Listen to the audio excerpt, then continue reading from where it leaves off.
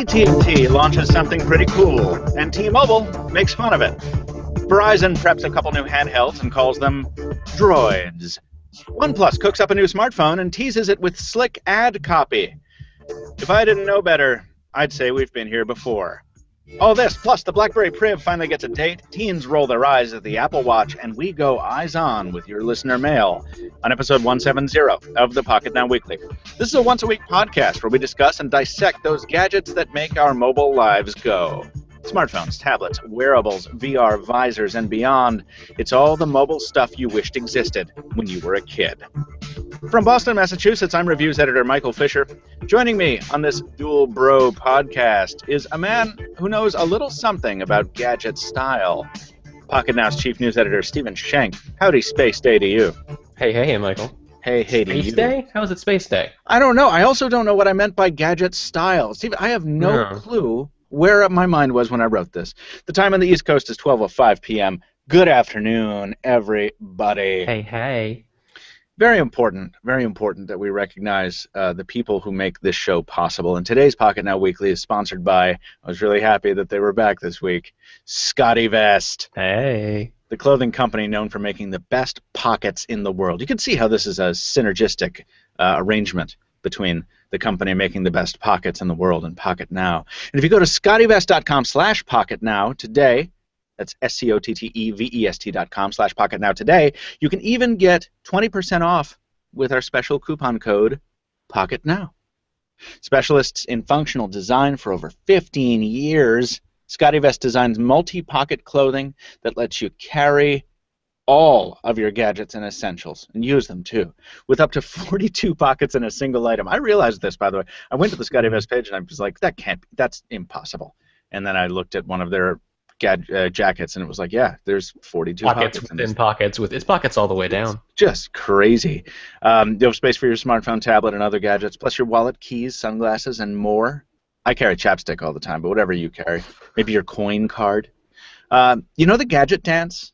If you've listened to the show before, you know that moment of panic when you're trying to find your cell phone. You know, where is it? Which pocket? Yeah, SCOTTeVEST eliminates that because there are icons on the pockets, so you can possibly be out of your mind, whether that's a result intentionally or not, and you'll still know where your phone is. They still use the touch fabric, that clear touch fabric in some pockets, so you can use the phone without taking that out of your pocket, which is crazy. And SCOTTeVEST CEO is known as the Pocket Man, so you know you're getting something from an expert. The clothing is designed to balance its load. They design pockets to prevent things from falling out if you lean over and forget to close. I could talk about this all day, but I won't. I kind of want to, though. Don't you? I wish we'd reviewed this before, because now we can't. But, like, man, check out their full line of clothing for men and women. Men and women at SCOTTeVEST.com/Pocketnow. SCOTTEVEST.com/Pocketnow. And hey, remember, 20% off with coupon code Pocketnow. 20% off ain't no what? Ain't no instant thing. Ain't nothing. That. Anyway, Stephen. Yeah. Listen, there are people out there who don't know how to run this show. Tell them how to do it. Is it you? Because we're in bad shape, if that's true. Dude, I don't know what I'm doing. Oh, no. We got Jules here. I think we're in good shape. For those of you listeners who are new, here's what we like to do. Well, it's basically hearing from you guys during the course of the show here. Michael and I, given the opportunity, will talk back and forth, just ridiculous banter, mostly about endless pockets and things for the better part of 3 hours here. But if you could help steer us on track by asking us questions about gadgets we're talking about, something that we haven't talked about yet but you want to hear us address, we want you to jump over to the Q&A feature there in your Google Hangouts toolbar. Type up your questions. The other viewers will vote up their favorites. We'll do our best to address them on the air. If you don't think of something during the show, you're listening to us later on, maybe the high-quality edition of the podcast, you can always shoot us an email. We're going to answer a few listener mails on this show. We'll answer more on future podcasts, but send us an email, podcast@pocketnow.com, to get your question in our inbox. We'll be reading through those. We'll be looking at some Q&As a little later on, but one way or the other, we want to hear from you. Frank tells the truth. He always speaks the truth, and that is why we have him on the show so damn often. All that stuff being said, there's a lot of truth bombs that need dropping. There's a link Jules just sent me I got to go look at, and there's a Q&A panel that's blank right now, which is That's an no unusual good. thing this far into the show. No, it's fine. Did you promote the show? Do people know we're doing this? 500 questions in there by this point, so Yeah. it's fine. We need a little break. Oh yeah, I'm wearing my LD West holster again, by the way, Mhm. which has 2 empty pockets. I'm wearing That's it the empty. Captain No Phones. It's right, because I can't show you anything that I have. Oh, Captain Secret Phones. Yeah, I have things, guys, that we're going to talk about a lot, but I can't talk about it this week. So Mhm. let's get into the damn news and tell Wait. people what's been going on. Jules, take us into the news block, please.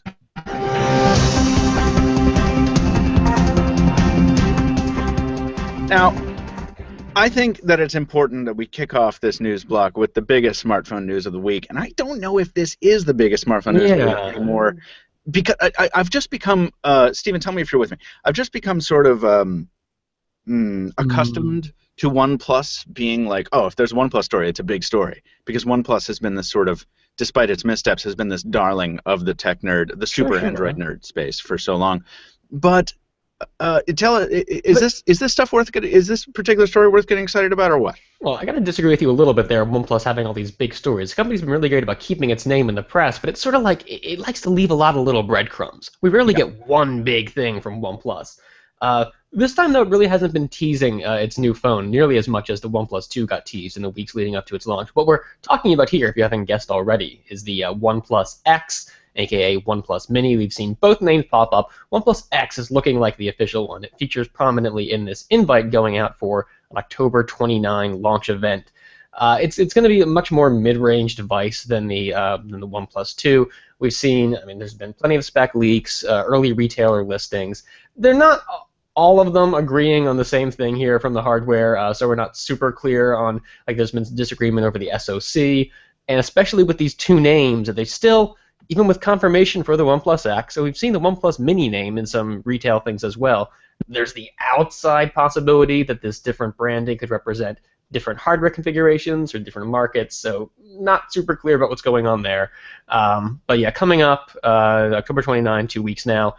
Pricing, we've seen like $220, $250 mentioned, so a bit more affordable than the OnePlus 2, up in the 300 range, but still not nearly as cheap as some of the affordable Android options from like Motorola and other manufacturers. So, especially with the availability issues we always think of with OnePlus phones, I'm not quite sure how this guy's going to fare.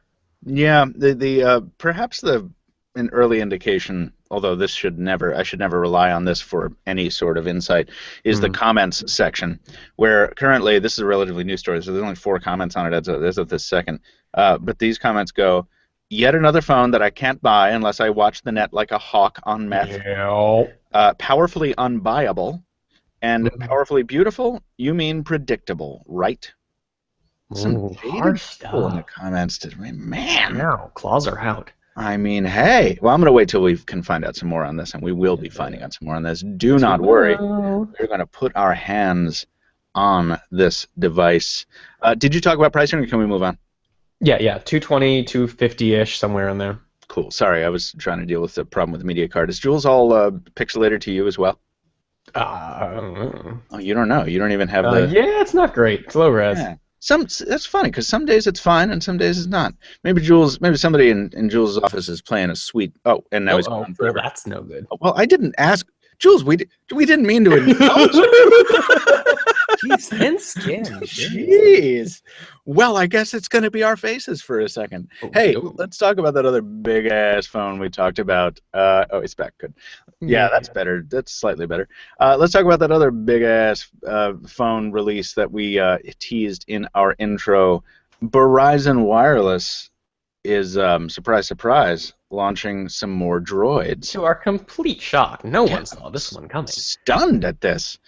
How many phones are we talking about, Stephen, though? It's not like last year where we only had the Droid Turbo. This looks like a twofer. Yeah, we're talking about an invite coming up here for a Verizon Motorola launch event. Again, we're talking about 2-week time frame here, the 27th. Yeah, and they say Droids, so more than one definitely. And unless we've been completely missing something out there, it looks like we're gonna get 2 phones: the Droid Turbo 2 and the Droid Max, coming back from. It's been about 2 years since I think we saw the original Droid Max 2. Could join the Droid Turbo 2. The Droid Max 2 name has popped up in numerous official sources. Google mentioned it a couple weeks ago, where it said outright in this support doc the Droid Max 2 is the U.S. edition of the Moto X Play. So finally coming to the U.S. All right, so we got confirmation on that. Yeah, just on Verizon. And the Droid Turbo 2 is the phone that we've been hearing about also as the Moto X Force. That's probably how it's going to come out internationally. We don't know what Motorola is thinking about an international launch event. Maybe that'll be a little more low-key thing in the days following the Turbo 2 announcement, but that's going to be the higher-end option here, Quad HD. Wait, they're not going to drop these on the same day? These two are coming on the same day. Okay. So the Moto X Force, we don't know when we might hear about that. Oh, yeah, right. Who knows? Yeah, no, this is interesting. There's I don't know. I want to take a look at this. I noticed that you said we will be on the ground for the New York City launch event, which is, that was good of you, Stephen. That is normally where we would be. We were there for the Droid Turbo. I personally can't think of any reason why we wouldn't be there this year, but, who knows? The world is a confusing place, and, I don't know. Sometimes you send emails at... I guess I'm angry. There in New York, necessarily at this event. So right? Yeah. No, we'll Sparrows down. Let's just go to. I got to go back to Moe's Southwest Grill at some point. Yeah, you got to get some more punch cards or something there. Absolutely, make sure that I get my sodium. Let's talk about a carrier development here. This was interesting. You're really excited about this. Yes, I am, and so I guess I'll talk about it, even though it's quite confusing to me. Isn't it? It is, but it can't. It sort of can't help but be a confusing topic. Yeah. AT&T this week announced something called Number Sync, and if you're with it, if you're hip with the mobile technology, you will probably recognize what I mean when I say this is basically AT&T's version of Google Voice, which is a capability to, among other things, forward all of your calls and text messages to all of your devices, but it takes it a step further by allowing sort of full back and forth interoperability. So if you have, say, a smartphone, a smartwatch, and a tablet, and you give somebody your phone number and say, text me later, and they text you, that text will be distributed to all of your devices, or whichever one you're actively using at the moment, which I think it will be smart enough to know. And then when you reply, that reply will, no matter what device you reply from, that reply will also be logged across all devices. It's this sort of it's this kind of this sync functionality we've learned to expect from cross-platform messaging clients, except using the existing broad compatibility of SMS. So people reaching you don't have to have some special app. They just send you a regular text message, but you get it everywhere. It's all synced up. Best of both worlds, in theory. Right, and there's also that this extends to voice calls as well. Where the hardware allows as access to voicemail too. Basically, any means through which people can get a hold of you will be synced across your devices. But and there's some limitations that we should be aware of. There are, and I want you to hit those. But there's something else that I'm trying to. I just want to cover like the basic. It won't require its own app. Well, sort of. It'll be, but it will require specific devices, right? Because they have to bake this in to the carrier package. AT&T said it's going to work with like your default SMS client, but with the stipulation that AT&T has to convince the companies making the SMS clients to build the functionality in. Yeah. So it hasn't been. There isn't a list yet of what devices are going to support this and when. AT&T said like the first one is coming soonish, more by the end of the year, but I don't think it's named any just yet. I have a feeling it's going to be like iPhone and then maybe some high-end, high-profile Android, but hasn't been confirmed. And it won't work with, importantly, I think did they say it won't work with dumb phones, or it has some limitations in terms of... You're going to need at least one smartphone that supports voice over LTE. Well, not at least one. You need one VoLTE smartphone. This will not work with non-VoLTE devices. It won't work with multiple smartphones. You can have multiple smartphones. You're not going to be able to share and sync up these messages between them. Right. So it has different. Yeah, you have to have different form factors essentially. Right. It's basically allows you to use companion devices with one primary, with your smartphone line. So the messages that would be sent to your phone also show up on your smartwatch if you have a cell-enabled one, or on your cell-enabled tablet. Right. So in the midst of all this, so AT&T drops this bomb, and I'm like, it's not a bomb. AT&T drops this firecracker, and I'm like, this is actually pretty sweet. It's very interesting. It is, because if you don't have Google Voice, or if you can't have Google Voice for whatever reason, or if you don't care about Google, you don't want to give Google your stuff. But yeah, I think the important thing with this is it makes it easy to use with an existing number. I know you can take a number, import it to Google Voice, but people are a little apprehensive of taking their number they've had for so long and signing it over to Google. I know you still have control over it, but it's sure. But there are people who also don't want wait, so Google's gonna have all my text messages ever, and it's gonna be indexable. I'm like, no, I don't want to do that. So if you trust AT&T more than Google, I don't know if that's a great idea or not. But hey, great times anyway. You have another option. That's great. So I think it's great. So what does T-Mobile do? Roughly it doesn't 90 cost seconds after this. It doesn't cost anything. You have the compatible devices. You're good to go. Yeah. So T-Mobile jumps in about a half minute after AT&T speaks up, and it's like, no, that's stupid. Nobody wants that. That's stupid. We're gonna focus on building things people want. You're dumb. You guys are all dumb. That was verbatim the release, right, Steven? Yeah, it doesn't really. It says we're going to do something awesome. It's going to blow this out of the water, and then tells us nothing about it. So, okay, we take your word for it. Normally, T-Mobile does a pretty good job of being like, no, this is stupid, and let me tell you why. You are. But this is basically what currently AT&T's strategy is to build or buy things and then try to convince customers they asked for it. That's what Chief Operating Officer Mike Sievert said of AT&T from his chair. There's another A company I can think of that might Labs.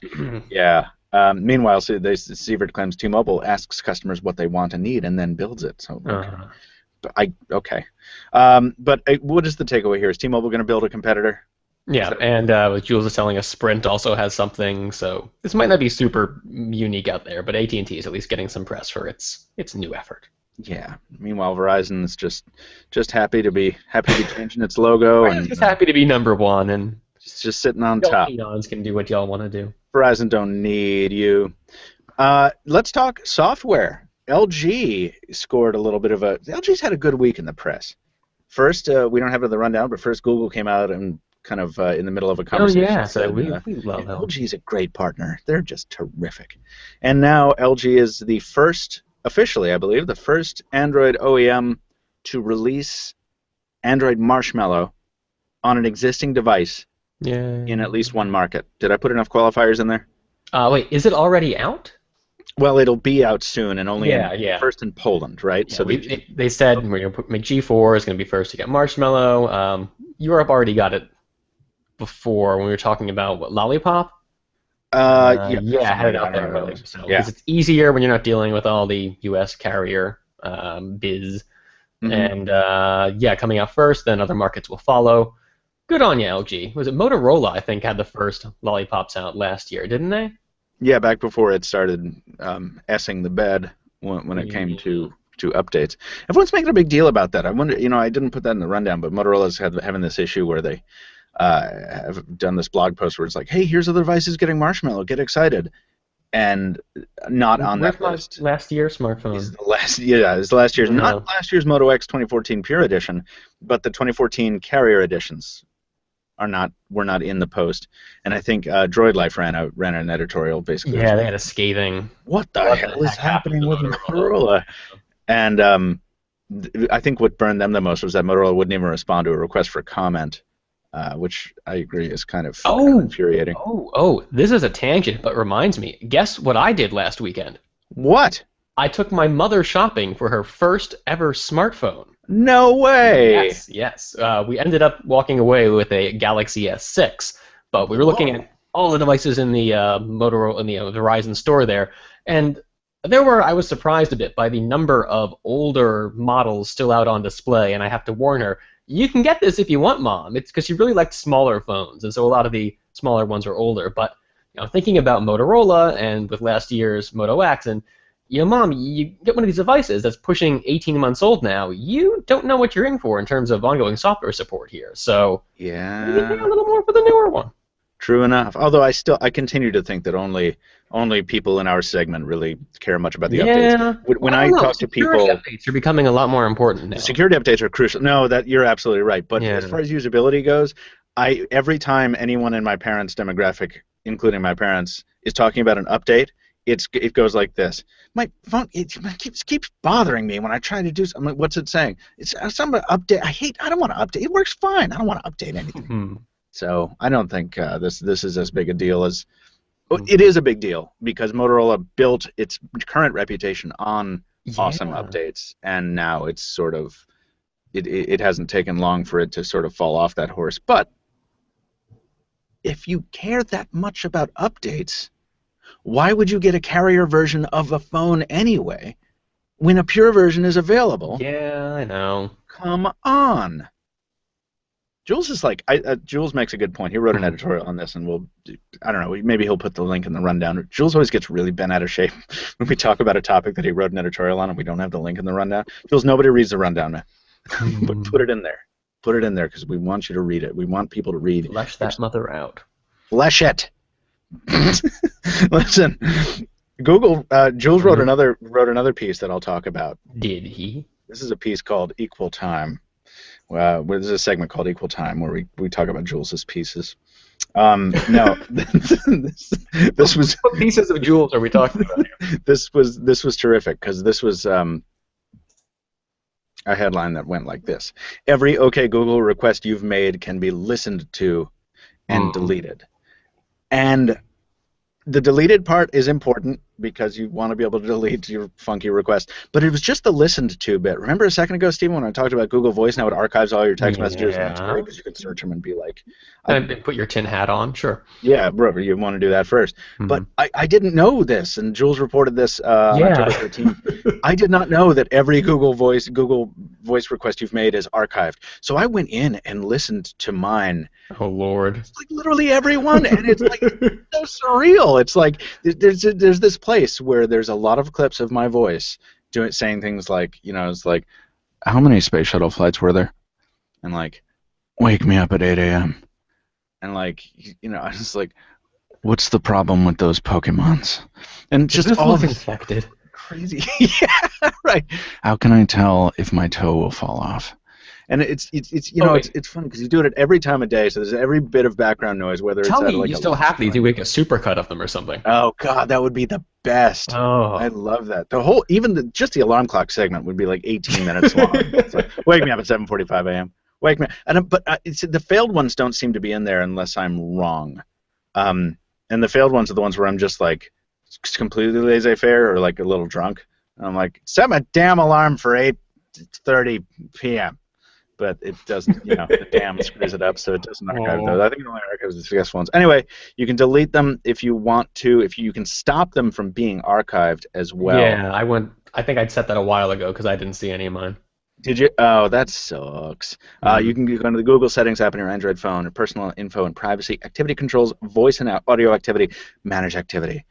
And this is also just a general reminder. Pay attention to these privacy controls here. I mean, it's not just Google, Facebook at all. Have a lot of little settings you can delve into and have some degree of say over what they're collecting on you. So maybe take a minute and look at those and make sure it's only keeping what you would like it to be keeping. Indeed. Indeed, Aruni.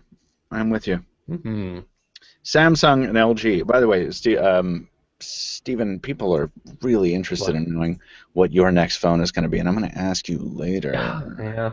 Don't worry, we're going to get to those Q&As, folks. I just want to blaze through this news because I have stuff to do. I have secret stuff to do, so this is going to be a short episode. Samsung and LG reportedly ramp up foldable smartphone display development. Finally. What? Tell me about this, Stephen, if you will. There's a graphic here with like a lot of phones folded up like wallets, and they look pretty gross. Conceptual. You don't like that? It's like a money clip. Yeah, it's nasty. You put your money in there. I mean, this is foldable screens. Look like they're going to be the next curved screens. We saw these teased in trade shows for years.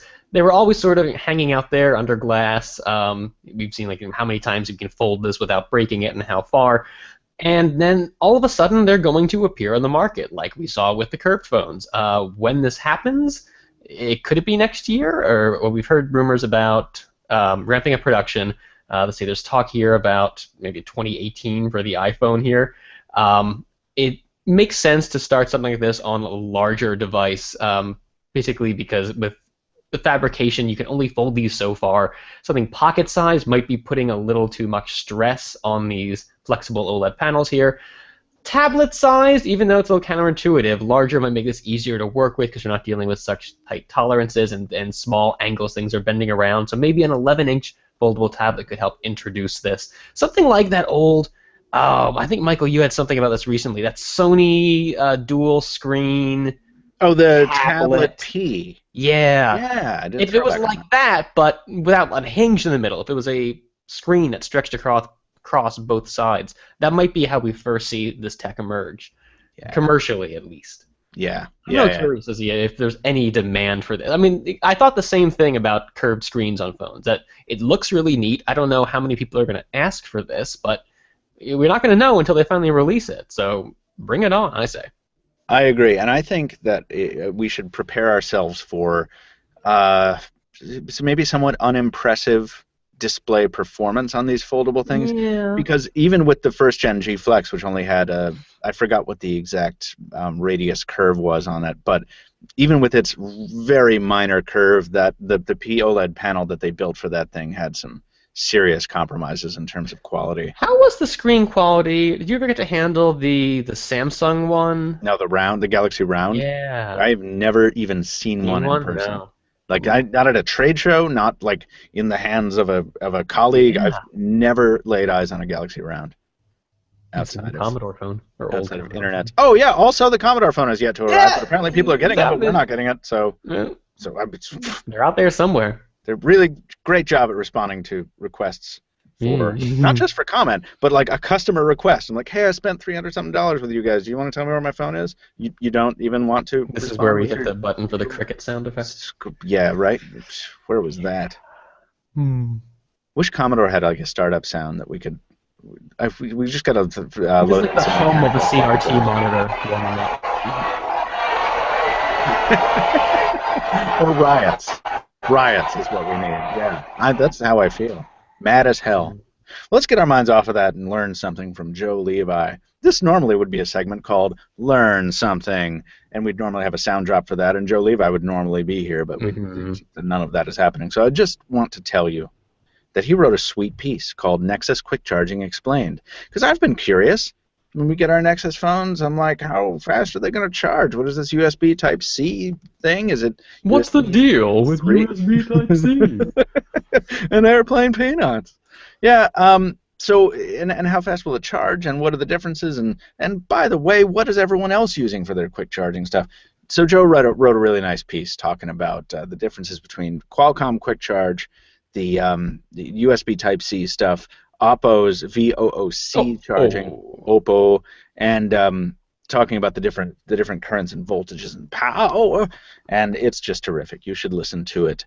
Yeah, I didn't realize how many different standards were in play here. This is like the wired equivalent of early days of wireless charging here, where if you have the stuff that came with your phone, you're in good shape, but God, if you have multiple devices you're juggling here, multiple adapters, it's enough to drive you crazy. BT Dubs, I've been trying to determine a new way of a new unboxing strategy, because I have, let me count them, 1, 2, 3, 4, 5, 6, 7, 8, 9, 10. I have in excess of 13 wireless chargers in my office, and it is not just like aggregation over time. I have these all for a very specific purpose. I'm going to be doing this massive wireless charging video. Nice. Yeah, but is it going to be with like a picking an angle? Yeah, I'm just going to have a stack of them. They're all going to be charging each other, and then they're going to burst into flames. It's going to be the intro. But I'm having a difficult time getting an angle for this. I don't want to be like, the best and the worst of wireless charging in 2015, because that's so like. So I also want to just like showcase. I just want to nerd out with them. So I might Periscope it when I get some time, which will not be soon. But I'm letting everyone know, if you have wireless charging pitches, send them to me. If there are things you want to know. I even have a table. Like everyone else has already reviewed it, but I'm behind. The IKEA thing? What? No, it's that. It's from Phone Salesman. Phone with an F. They have a table. They sent me a table. It's like an end table. It's with a circular top, and it's like 2 feet high, and it's got wireless charging built. And I just dropped my phone on top of it, just charge it. It's terrific. I like it very much. Can we find one of those people who think that like they're being poisoned by electromagnetic radiation and walk them through your room full of wireless chargers and see what happens? I mean, they'll be fine, but just see what happens. Get it on top. We can do that. Right there. Jules is reminding me of the Aoki thing, which was the most beautiful wireless charger I had used up to that point, the Aoki Luna, but it broke like 2 days after we did our last video featuring it. So sad face. But it was like an onyx plate propped up on a stand. It was beautiful. It was a circular thing. Crowdfunding opens for blocks. This is a modular the modular smartwatch is here. Modular something had to finally happen. We were holding our breath for Aura. That never popped up. Yeah, the Aura Project Aura from Google, which has been delayed. Oh, waiting. Modular smartphone, but this modular watch. Yeah, this is your chance. Is a curious and interesting thing. They are on Kickstarter right now. They are beyond their goal by quite a bit. I think their goal was 250,000. They're at like almost 800,000. Yeah, I talked about this like an hour after the funding opened, and they'd already passed the goal by then. This was fast. Yeah. But people are, people find this to be a compelling idea, and I get it. If you watch their video, you understand why. They do a very good job pitching the use cases of this kind of thing, where it's like you're going through your life and you're climbing a rock face, and your smartwatch is like, boom, low battery. It's like, no problem. Let me reach into my SCOTTeVEST. Just kidding. That's not the video. Let me reach into my backpack and pull out what looks like just a little old watch link, but it's actually a spare battery. Or like, I'm at home and I don't want to carry my big-ass iPhone 6 Plus around. Let me drop that on the table and pop this other special link into my watch, and it's a cellular radio. So now my watch is a cell phone watch. Voice control stuff, extra battery stuff, Bluetooth, Wi-Fi radios, body management stuff like heart rate sensors and stuff. There's developer modules. You can build anything out of this thing, it looks like. Yeah, there's a bunch that it's initially launching with. So you back this. You can just get the regular watch with a plain old dumb strap, but what's the point of that? For a little more, you get your choice of up to 4 links, I think, from the available ones. More of them are coming in the future. They have some ideas of ones that are going to be out maybe around the time the thing actually ships. And it's all open source standards, so third-party developers are welcome to design their own hardware modules here. In theory, there's a lot of potential here. I'm curious to see how well it works. I think it's limited a little by the physicality of it. Like, it shows you can go with 3 links if you want, but then the watch is smaller, so your wrist size sort of controls the amount of functionality you get. And then, I don't know if you're going to be swapping out ones for other ones, like you might want to trade your fingerprint scanner for the extra battery when you need more charge there. So I'm curious to see how well it works in practice, but it's a really interesting concept. It is. I think a big challenge here is the look, because when you're building these links, when you're making components out of these links, you need a minimum of space for pretty much anything you want to do. So the links are really big. And the way they come together is, it's logical. They come together in a band. There's only so many ways you can make a circle with rectangular links. But it does look pretty chunky to me. And I think that's going to be a challenge for adoption. But it's apparently, this is what I love about Kickstarter and crowdfunding in general. You can see the consumer interest, the direct consumer interest in a product right away before it's even built. Like, there are 3 times as many people as they need to be interested in this thing. So I think that's fantastic. Like, we always talk about how, like, everyone's always talking about how, like, so mobile technology is dead, like, it's plateaued, the smartphones are plateaued, tablets are going away, and all this. It's like, no, there's still really interesting stuff. Yeah. Happening. It is pretty badass, if you ask me. On the flip side of the coin, teenagers don't care about the Apple Watch. And this is concerning. But they do care about the iPhone, we heard a report probably like 3 years ago by now that thought that the youths were getting disenfranchised with Apple. It wasn't cool anymore. Well, I did not hear that report. I did not read that report. I did not see it. Or maybe we talked about it. But yeah, while they seem to like the iPhone just fine, this was interesting. It showed that over the past year or so, interest in smart watches in general has been going up, but in the Apple Watch particular has been going down. Right, but I don't know though. Who own the watch has sort of gone up.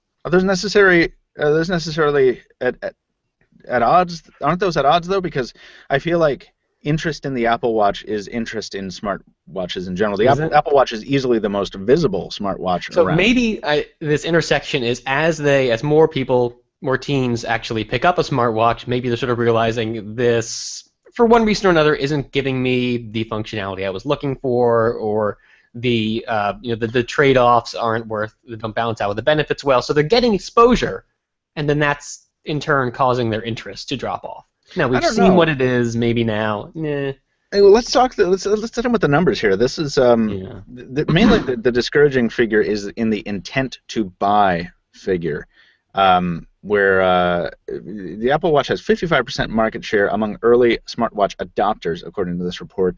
Alas, intent to buy has plummeted from 16% last fall to 11% in the spring, and only 8% now. Now that's interesting to me. I do wonder about the timing of this report. I wonder if intent to buy is falling because we're going into the holidays and people do not have intent. Teenagers do not have intent to buy themselves anything because that's interesting. I wonder if there should be a metric that's desire to receive as gift. But I don't know. Maybe it is possible that I'm not interpreting that data correctly. And I'm not just standing up for the Apple Watch. There's no would buy a smartwatch, period. And then we see this breakdown. I mean, it says it's 55%, but I'm curious if the general trend for smartwatch interest has been in line with Apple's interest. Yeah, I'm not entirely sure.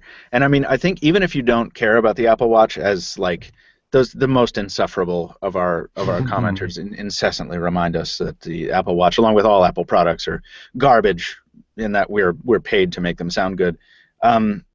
Care about the Apple Watch if you care about smartwatches, because the Apple Watch, the success or failure of the Apple Watch will definitely affect the rest of the smartwatch market, to put it lightly.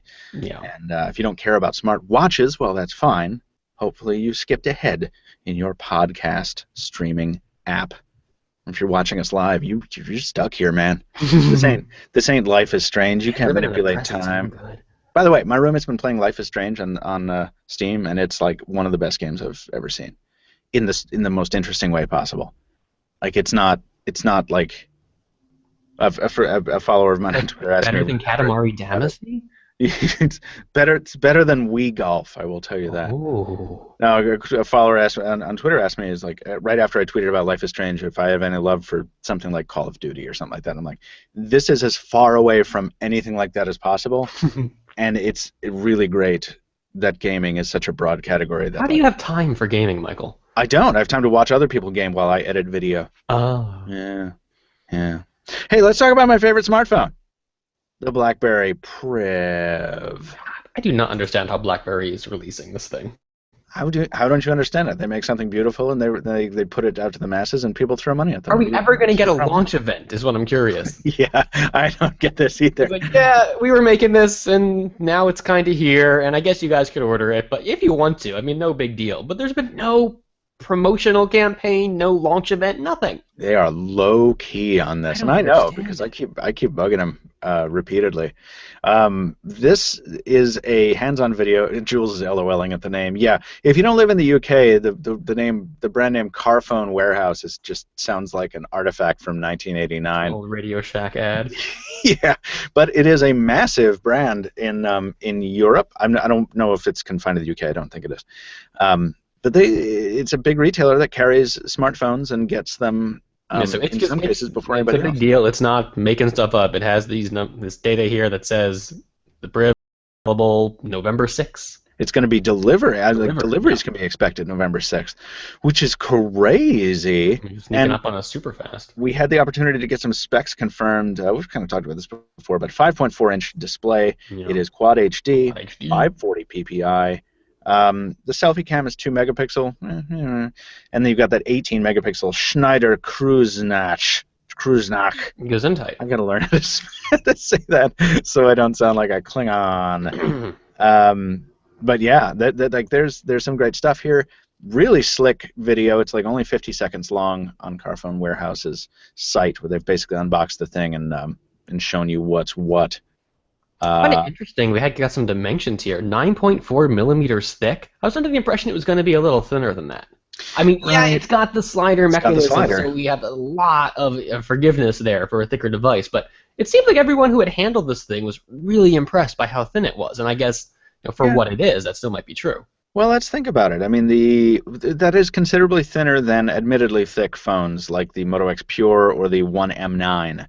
Which are sitting around the 10 or 11 millimeter mark at their thickest point in the center. So, did you say 9 point whatever? 9.4. 9.4. I mean, that is considering it's a slider phone. That's quite. Yeah. Don't get me wrong. I'm not throwing any shade at the Priv here. You have a good phone, Priv. Getting my heckles up. Hell are you talking about, Steven? No, I'm going to review this thing fairly. I'm going to try to review this thing fairly. I have way too many phones in my queue to actually review this. We should, by all rights, be giving this to someone else on the team, but no one. I'm touching this phone first. I want this so badly. You're going to lick it so no one else can have it? Yeah, it's going to be like the guy in the Volkswagen commercial. It's going great. Somebody was asking about the Priv in the Q&A, but it is not one of the questions I marked, so we will move on to the last story in the rundown. I like my headline better than Jules' in this case. So I'm online last time, on the internet last night. I'm on the World Wide Web, and I see somebody else run a story based on like an XDA thread or a Reddit thread or something about showing this. It's Look at Reddit, this cool thing. Yeah. showing this clear Galaxy Note 5 back. It is. I mean, what more do I need to say? It is a perfectly transparent glass back on the Note 5. It is, in fact, the stock back. It's not even like a custom back that you have to buy. That's what blew my mind a little. Isn't that crazy? So I'm like, what? That's, oh my God, how did you do? 1999, 2002 clear Nextel i95 days. It looks like an old Game Boy Play It Now clear edition. Yeah, that's right, which is what you said. So I pass this on to Jules. I'm like, Jules, you got to run this. This is gonna be so hot. I'm so amped on this.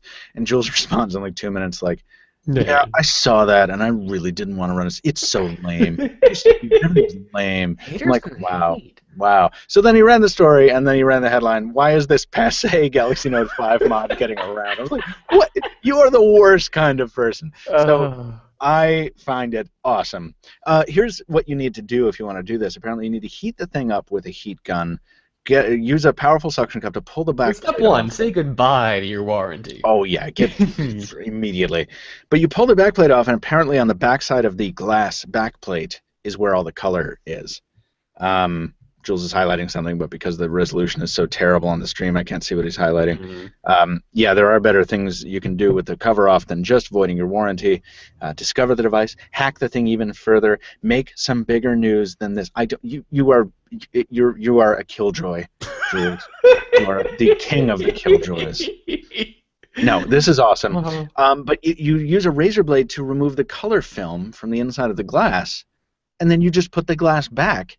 And you haven't changed anything about the phone. It's already there in your phone. Yeah, right. You could do this. Yeah. So there's a video. There's a video showing you how to do it. I think it's awesome. I cannot wait till next week where we see the videos of everyone melting their Note 5. Oh, I know. It's going to be fantastic. Yeah, this is going to be the new gate. But I would personally do this on a Galaxy S6 Edge Plus, I think, because I think that lends itself more to. But either way, you can see the metal frame on the inside and the battery, and everyone's making the joke in the comments. Like, no, now you can see the battery you can't remove. LOL. Hayden. Trying to catch me mod and dirty. I think it's beautiful. Jules, you cray. It's gorgeous, too. You cray. I'll give you a passe. It's about time for listener mail. Before we get into that, I want to get into them cues and pays. Have we had some more interest since earlier? Yeah, so, Steven, everyone's bothering you. Everyone's like, Steven Schenck, do some work instead of sitting on your duff. Eric Rickhoot says, will Steven review or share impressions of his next phone? We would all like to see more reviews from him.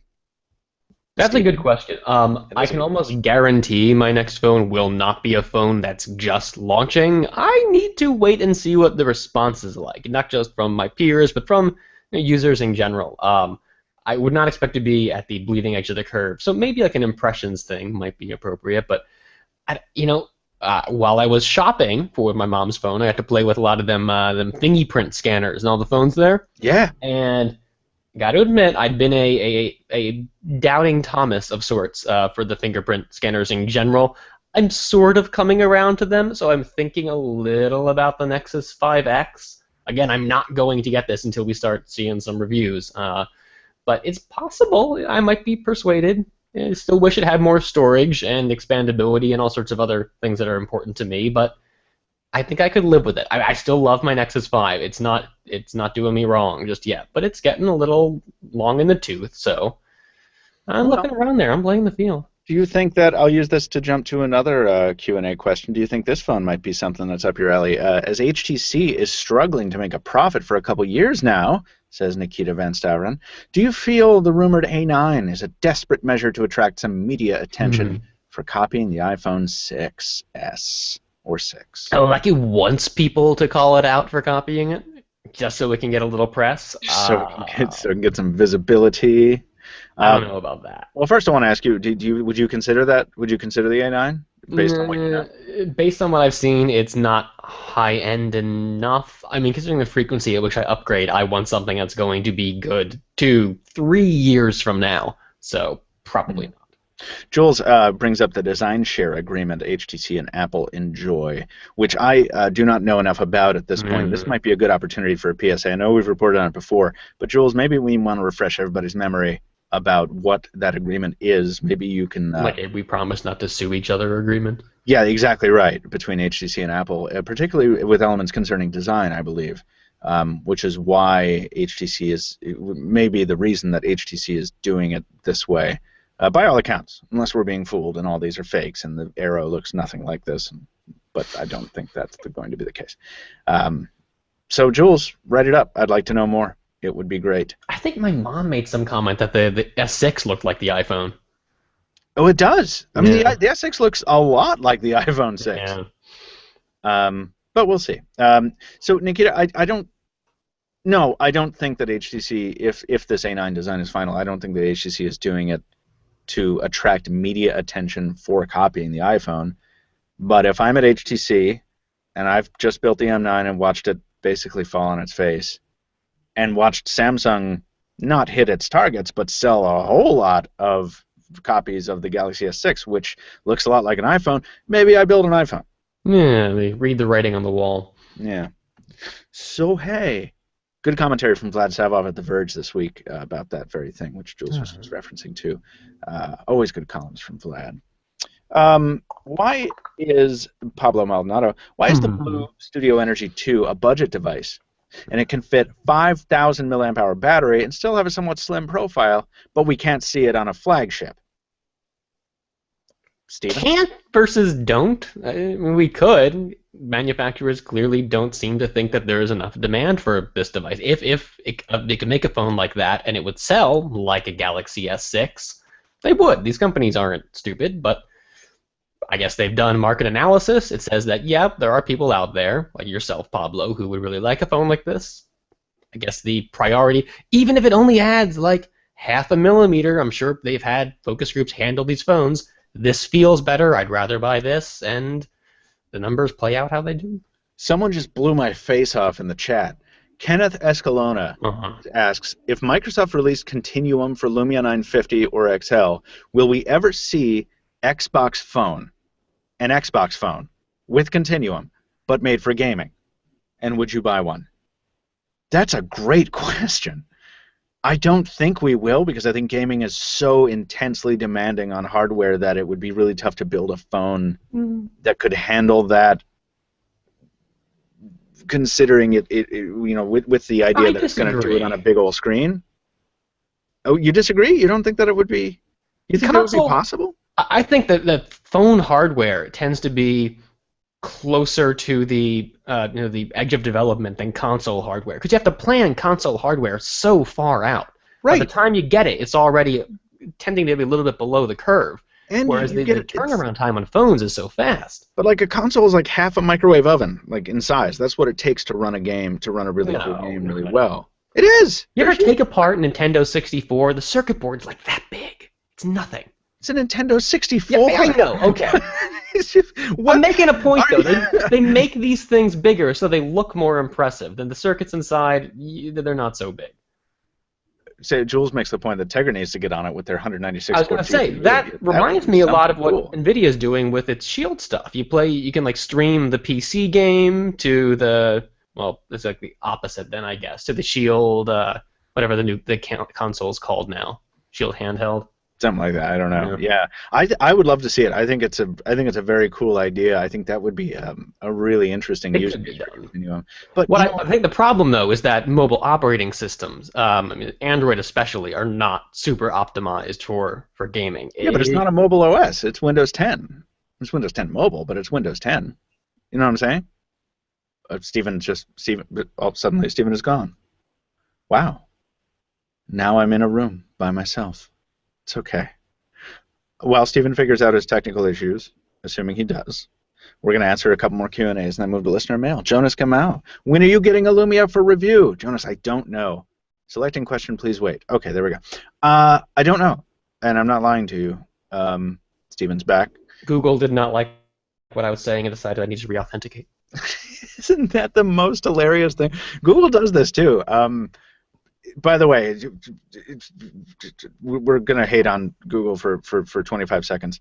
It's so funny. It's like you'll be in the middle of a Hangout or in the middle of anything. Often it'll happen in the middle of a Google Doc. I'll be typing, and everything collapses. Every Google tab in my browser like reloads, and it's like you need to re-authenticate right this second. And it happens in Android too. I'll be in the middle of using like Evernote, and then the app will crash. I think it crashes. I'm like, what are you doing? And then I see in the notification bar, it's like, oh, I'm updating Evernote right now. You decided to update when I was in. You weren't doing anything, were you?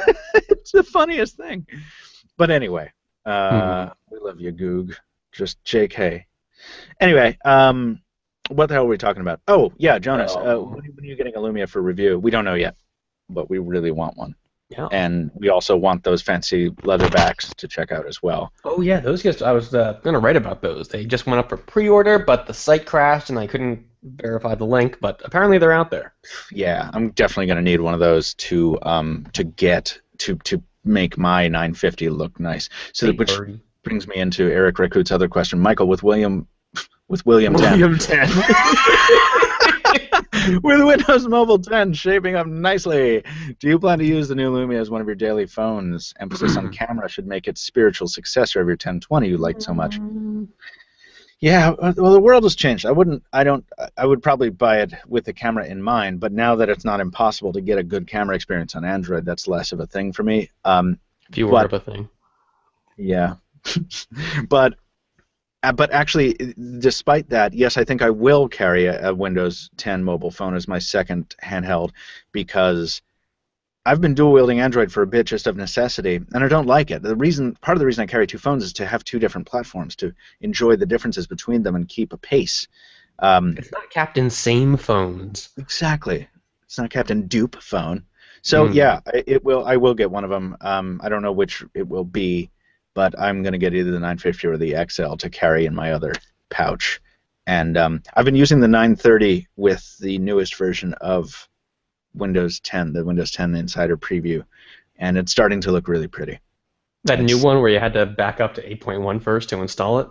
I didn't, no. Really? Yeah, but I'm not on a new one. I'm on a newish one. So it's fine. I actually don't want to be using the Insider Previews anymore. I want to come at it fresh when they actually hit the market. But yeah, I'm excited for it. I actually am now excited for it. I was worried because it was so ugly on the first Insider builds. And even though I said it so many times back then, I was like, listen, I know it's a preview build, but man, it was ugly and a mess and gross. Jules has a Project Fi invite he might or might not use as well. I do too, Jules. I just got mine.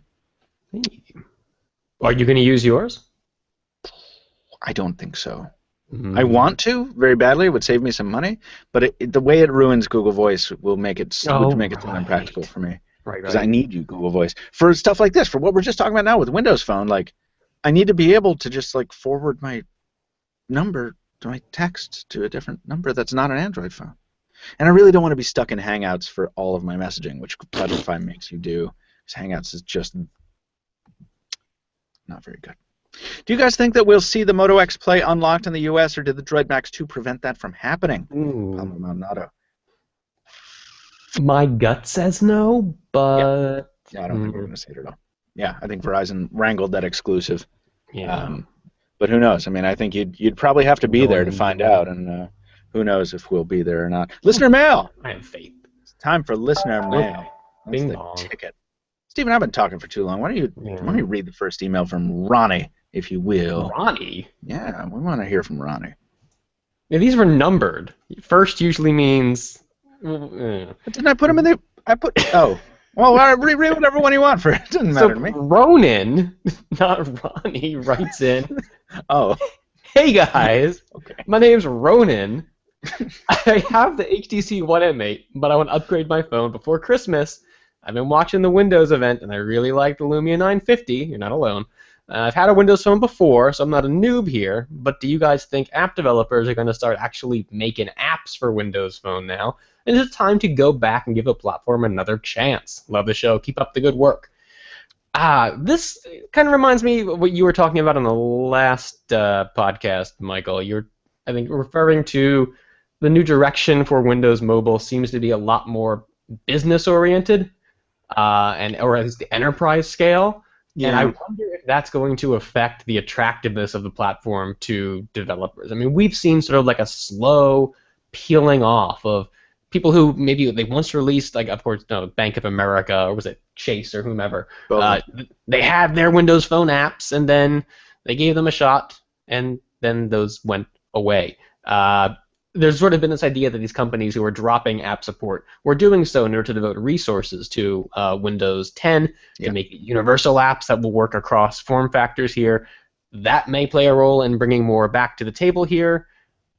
But if it's going to really encourage a lot of new developer interest that haven't already been working on the platform, I don't know. What do you think? I think that every time Windows Phone sees a generational like reinvention, we sort of always say the same thing, like, this is going to be it. This is going to be the time that Windows Phone apps are going to catch on. But this time is significantly different because you're not writing a Windows Phone app. You're writing a Windows 10 app. Windows app, yeah. And that means it will work on a Surface. It'll work on a Dell laptop. It'll work on your phone. It'll just scale differently. I think that's a much more compelling proposition to devs. I'm not a developer. I'm not an expert in developer relations, so maybe I'm just drinking the Microsoft Kool-Aid and vomiting it back up. I don't know, but someone should tell me if I am. But it seems to me that it's a more compelling pitch. If I were a dev, I would think that I would make more money that way. So, and we've already seen commitments from at the Microsoft event. They called out Facebook is building special Windows 10 apps for Facebook, Instagram, and Facebook Messenger. That's great. Finally. Yeah, and so I think there's promise. But there's also this thing that's constantly being teased of being able to run iOS and Android apps on Windows 10. Oh, yeah. Which means you can run it on Windows 10 Mobile as well. Really lightweight wrappers, right. Right, but that splintered experience, A, is not very good, as we learned from BlackBerry, and B, disincentivizes developers to build special Windows 10 versions if people are just going to be using their iOS and Android versions. And then it introduces another level of weirdness because I know I quoted this before, and I know people don't give a crap about Ingress except for me, but it's a really good example because Ingress was made by Google, by a division of Google, and if you tried to run Ingress in the special BlackBerry version of Android in their like sandbox, whatever it was, Ingress would detect that as an invalid install, and it would not let you run it, and it would disable your Ingress like player account. You'd have to write them for support because they were really strict about that. Yeah. So that's the kind of thing. This is the problem when you like hack around problems, hack around issues like that. So we have to wait to learn more is the short answer. Yeah. I'm excited. I'm not like I'm bigger than a bread box. Bigger than a bread box. I'm more bullish on Windows Phone than I was last week, maybe. Bullish, bearish, did I use that right? I'm not sure. But I don't want to, I'm not trying to come across like a poser here. I still think the 950 and 950 XL are stopgaps, and I'm much more excited for the Surface Phone. But it's what we're getting. It's what we're getting right now. And they have some pretty cool specs, and those backs will make them much more attractive than the stock backs, which look like crap. So, what's the next piece of listener mail? Well, I guess we're going. Well, it's next either way here. We got a message here from Linus asking us about the Gear Fit. Blast from the past. Linus writes, "It's my first time writing in with a burning curiosity for our thoughts. Was browsing Pocketnow and ran across an old article about that very Gear Fit. It was a breath of fresh air in wearable design then." Was it? With a beautiful curved display and a small footprint, but we haven't seen Samsung or anyone else follow up with something similar. Microsoft notwithstanding there, but that's more fitness band than smartwatch, maybe. I still love the Fit's design, and do you think the market's ready for replacing its stagnating circular displays with some more premium motif like this? Is there hope for a Fit 2.0? When did the Fit come out? Did that launch around the time of the Galaxy Gear 2? Yeah, I don't know. Jules makes a good point. I don't think the round design is stagnating. I don't think it's like I think the round. It's so played out, Michael. Everyone's doing it. Yeah, right. It's old. Last year's. Yeah, no, I think triangular smartwatches are going to be around for a long time. I've wanted a triangular one. I was talking about that recently. I just want a friggin' weird one. Maybe I'll get a Blocks, and maybe Blocks will offer a triangular module for me. You hold your breath for that. I sure will. Don't worry. I want to say, by the way, can I pimp my ZenWatch 2 review real quick? Because nobody seems to care. I spent a lot of time on that, guys.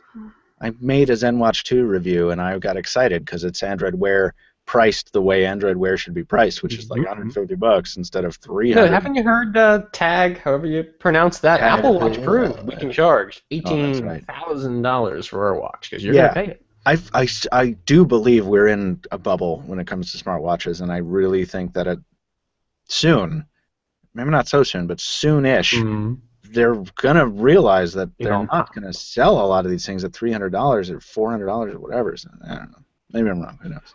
But what's the question we're answering? Oh, the Gear Fit. That one was cool as anything. The Gear Fit was a little ampule of technology that was like curved That's a good description. Wrapped around your wrist, and it was small and cool, and because it didn't have as many sensors as the band, it could do the fitness band thing in a much like smaller form factor. But the screen was so striking and beautiful and curved and bright, and because it's Samsung and they know panels, and it was great, but nobody bought it. I wouldn't count it as a smartwatch necessarily. No, and this is where you have to this is where we have to reach a consensus as to what's a smart fitness band and what's a smartwatch. No, the Gear Fit was not a smartwatch, but I used it as a smartwatch because even though I took it out on that kayak for that video, which was fun, it wasn't suited for the type of fitness that I liked. But I just wanted a wearable that was a smartwatch, but wasn't a big old honking thing like the Gear 2 was at the time. I think what we need to see is some standardized Android Wear level support for more exotic screens like this. I mean, we have square, they got circular nailed. If there were some extension that could allow existing software to work on these more wider aspect ratio displays, that would open up the room for the developers to release lots of models similar to the Gear Fit, offering more modern functionality. But I don't know if there's any effort to do that. That would be super exciting. And we know that Android Wear is going to be making some big changes here. I mean, we're seeing these speakers pop up in every new Android Wear device that is currently unused, but the manufacturers definitely know what the time is, what the score is, what's happening. But yeah, I miss the Gear Fit too, and I would like to see that form factor again. I don't miss having to pair it to a Galaxy device. I don't miss that. I think Samsung's learned its lesson there. If there ever is a new Gear Fit, I feel like it'll go in the direction of the S2. Oh, and speaking of which, Jules is doing our review of the S2, and I'm really excited to see that, BT Dubs. He's been reviewing that for the past couple days. And finally, we have a listener mail from... Yeah, pairing the S2 to another phone was nightmarish, he says. So, teaser for the review. Hi, my name is Brian. I've just recently discovered your awesome podcast. Thanks, Brian. And I was wondering how I can watch it live. Oh, right. All right, so here's the thing. I'm currently on Windows Phone. I don't have a computer. And obviously can't get Hangouts. This is a challenge. I like this. Also, I was wondering if you have a Windows Store app. I searched and you found all kinds of results, but weren't sure if any of them were actually yours. Thanks so much. You guys are the best. Brian, thank you. We don't have an official app in the Windows Store, or any store, by the way. There's no official Pocketnow app, but there are some really good third-party ones that we can't advocate because they might be full of stuff that steals your data. I don't know. But we don't have the time or the resources to build an app of our own. We have a lovely mobile website. Actually, we do have the resources to build an app of our own. And our mobile website is, it's not so lovely. It's gonna get better pretty soon, by the way. Pretty soon. But we recommend using your browser to get to our mobile site and enjoy that. And with regard to the podcast, I'm afraid that that is the only option for you as well if you want to watch it live. We are a YouTube-hosted show of necessity. Can you watch it on YouTube? And you can. You can watch it on YouTube when it goes live From Windows Phone, absolutely. Oh, you can't watch it live on YouTube? You can. There's a plugin, and like it shows up as the embed if you go to the view of the podcast. You can watch it live. I don't imagine the performance is very good. I think you can even watch it in a YouTube app on Windows Phone, like MetroTube maybe? Though I don't know. Maybe they don't support live streaming. I'm not sure. Can you tell it's been a while since I've used my Windows Phone for such purposes? So my recommendation would be to do the browser for now. And we also have some changes coming up to the site that'll maybe change some of this stuff. So forgive me for being non-committal. I just wanted to thank you for watching the show and listening to the show and doing so on a Windows Phone. That's pretty cool, if you ask me. Guys. You look like you said your fill there, Michael. I pretty much have. Yeah. That's stuff to do. I mean, we got to go. A lot has happened. Well, I didn't. Now we have to go. Yeah. Yeah. Wait a second. I was on the fence, but no. Now Jeez. Jules is ready to get out of here, I guess. Just from one final Q&A bit from Kenneth Escalona. A follow-up question with regard to the Xbox phone is that there's a special tie-in with Intel for the next Windows Phone, which means it is possible to run games. My idea specifically is for MMOs like League of Legends, Hearthstone, CSGO, I don't know, MTG, etc. Counter-Strike, Golf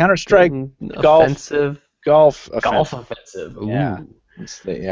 And then Gans Tech Nerd, hey, come on, the N-Gage and N-Gage QD from Nokia was an addiction even with a boring Symbian OS. And Windows is 1,000,000 times better than Symbian. Well, yeah. You never know. Xbox Mobile could be possible. Taco phone. Right, but those were like, we're talking, all right, it is a very different engineering challenge to build a gaming handset that runs titles on the handset only, or to build a phone that is a smartphone, a fully functioning smartphone. Oh, and also, if you want to play games on a massive screen through HDMI with controller peripherals and stuff like that, like, that's different. Sony, make a new Xperia Play. I will buy that from you. Yeah. I don't know if I would or not, but we will see. Physical thumbsticks. Yeah. And I love these Q&As, so I never want to stop, but we will stop in a second. Ron in Japan, iPhone 6 Plus user here. Well, it just went away. That question just disappeared. Before? I think he was saying, is there a way to show answered questions? Yes, there is. Oh, sweet. That's great. Getting more and more on Android from all Android wear around. What do you guys recommend? Okay, wait a minute. What was the question? iPhone 6. You start with iPhone 6 Plus user here, getting more and more on Android from all Android wear around. What do you guys recommend? Ronan, I do not understand the question, but I'm going to take a guess that you're asking if we recommend an Android Wear watch to pair with the iPhone. Okay. Answer to me, my answer is no. I don't. It's a terrible experience. You can't do like half of what you can do with it when it's paired to an Android phone. The only thing it does better, in my opinion, is that when an Android Wear watch is paired to the iPhone and it disconnects spontaneously, which all Android Wear watches do. Of course. Because why not? There is an automatic card that pops up that you can tap to force a reconnect on the iPhone. And for some reason that doesn't exist on the Android on Android. So if you want to experience Android Wear the way it should be experienced, get an Android phone. If you want to stay on the iPhone, I think the Pebble's a better choice. Oh, and the Apple Watch also. Oh yeah. Apple has a smartwatch. Yeah. I'd love to keep answering these, but we do have to go. Speed podcast. I think we did it. I think we did it. And I want to thank you, Stephen, for being with me. I want to thank everyone for joining us. And we were a little late for the ramp up there. We had a really low number at the beginning of the show, but you guys showed up and helped make it. Bless your hearts. So that officially now is going to do it for this episode of the Pocketnow Weekly, folks. Hey, find us on Twitter, where our privs are always priv.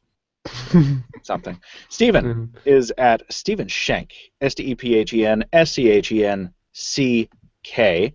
Producer Jules Wang is at Greenpoint0, and I am at Captain 2 Phones. It's Captain, the number 2 Phones. Pocketnow is also there. It's on Twitter, Instagram, Facebook, and Google+. And it all comes together like pumpkins, spice, and latte, the world's most basic Starbucks. at Pocketnow.com. If you enjoy the podcast, people need to know about it. So please post about the podcast so we can keep doing the podcast. Share it with your friends who love mobile technology and share it with strangers. It's a great way to break the ice with that Tinder date. That should be your kickoff line. I really like your profile picture. It's cool that you're into cheetah print hats. Also, let me tell you about this gadget podcast I listen to. Match me in heaven. You'll get asked back, I promise. Or just leave a review on iTunes, Stitcher, draw it in the sky with a skywriter, whatever you want to do, wherever podcasts are heard on the web or in the world. And remember, you can write to us for a chance to get your questions answered on the air at podcast@pocketnow.com. Thanks to our sponsor at SCOTTeVEST. And remember, you can get a sweet deal at SCOTTeVEST.com/pocketnow. That's SCOTTEVEST.com/pocketnow. Thanks to the many contributors to the podcast far and wide. And thanks to you, our listeners and viewers, for keeping us on the air since 2012. Wow, I know. I remember 2012. Do you remember 2012, Stephen? 2012 was a fun 2011. year. I went to 4 weddings in 2012. And despite that, it was a fun year. Did MKBHD do a real... Wait, is that real? Jules is showing us a picture of a Galaxy Note 5 with an MKBHD skin on it. Yeah. What? Listen, Marquez, we got to get you back on the show. Thanks, everybody. As always, the Pocketnow Weekly will be back with more mobile tech talk next week. It's going to be a train wreck. No spoilers.